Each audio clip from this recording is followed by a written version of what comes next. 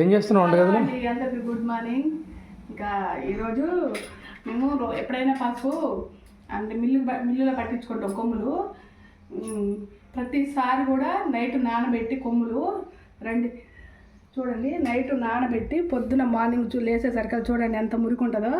ఇవన్నీ కింద భూమిలో పండాయి కదా, ఇవన్నీ కొమ్ములు మనం ఎప్పుడైనా నైట్ నానబెట్టి భూమిలో పండితే తర్వాత వాటిని వేడి చేస్తారు, ఉడకబెడతారు పెద్ద పెద్ద మురికి గుంచు గిన్నెలలో. మురికి గుంచు ఇట్లా మురికి ఉంటుంది. మనం ఖచ్చితంగా నైట్ పూట నానేసి పొద్దున్నే ఇట్లా కడుక్కొని ఎండబెట్టుకోవాలి కొమ్ములు.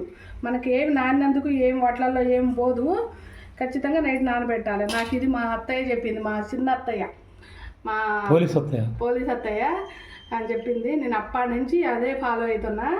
ఇగో ఇట్లా ఎప్పుడైనా నైట్ నానబెట్టుకొని పసుపు కొమ్ములతో పాటుగా ఎండుమిరపకాయలు కూడా కడుక్కోమని చెప్పలే.